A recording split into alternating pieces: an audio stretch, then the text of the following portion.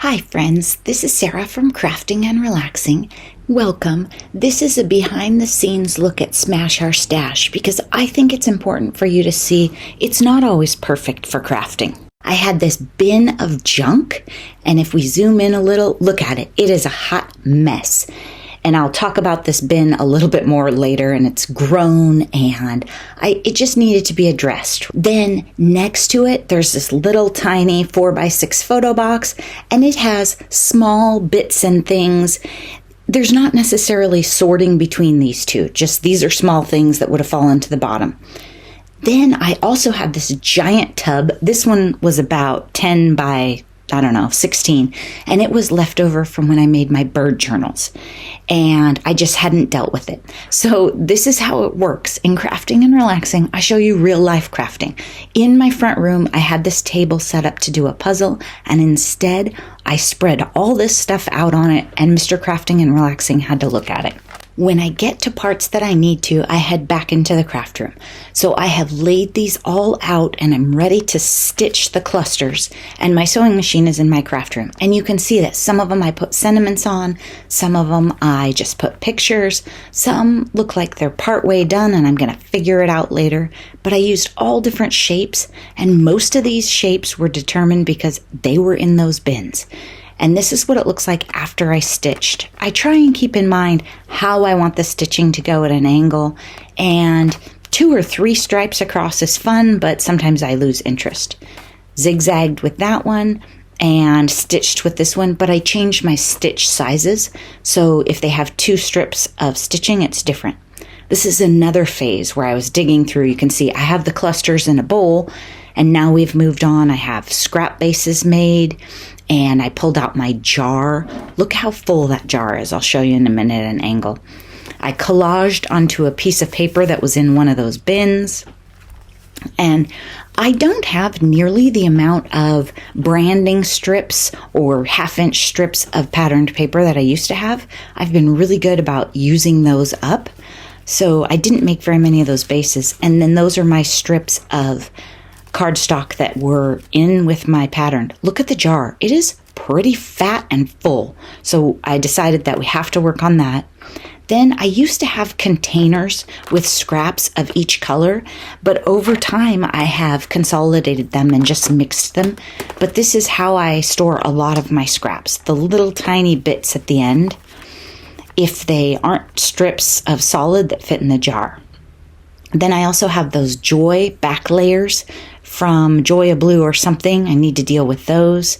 And then scraps. I keep every bit of my specialty paper scraps, and I keep them in the specialty paper bins. I don't take all my scraps of every kind and dump them in a bin because I would never go there. But if I want a little tiny silver star, then I have a scrap of silver. For Smash Our Stash, I did pull them out and use them up, and I used to keep the scraps all in one bin in a bag. Clearly now they've gotten away from me. That was one thing I definitely noticed with my scraps. They had gotten away and they were everywhere. Had you asked me if my scraps were organized, I would have said absolutely yes. This is how the bird journal bin looked after I did a bunch of sorting out onto the card table. And I just like to share real crafting and messes that I make with you.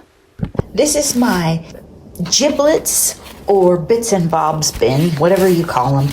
And it's typically mixed media, collage, messy type stuff, not scrapbook paper.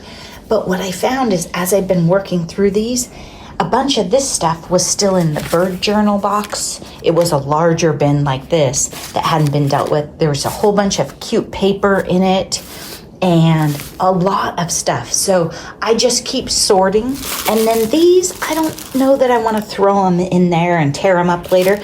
I think I want to use these stamped images or Happy Mail them. So as I work through Smash Our Stash, I am resorting and thinning. I thought that I had die cut all the little bits of specialty paper, but here are some that would work for sentiments. So I'm going to circle back with these. Okay, there's less and less stuff on the table, and what I keep doing is sorting through the bins. We went from a giant tub and that tub, and those two white things were full and there was stuff overflowing. Now it's fitting in the tub and we're using up the scraps. And I feel like I know where my scraps are now.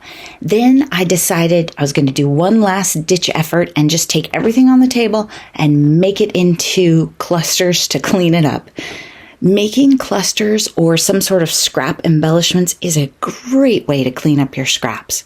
If you have a mess or you lack motivation, maybe it's the new calendar year and you're having a hard time with everything that's going on, dig into your scraps and just start playing and have a great time. A glue stick or any kind of adhesive, some double-sided tape, and a bunch of paper and a movie, and you'll have a great time. I took those and made them into these. And I started to cut some of them out so you could see how they looked with clean rectangles, and I stitched across them. If you haven't seen the Smash Our Stash video, I will link to it on a card up in the corner and in the description down below. I just wanted you to see how I did it. It's not super organized in a big fancy craft room. It's real life in the front room on a card table watching TV. Dig into your stash and have a great time. Thanks for watching. I hope you're taking time for crafting and relaxing. Bye-bye.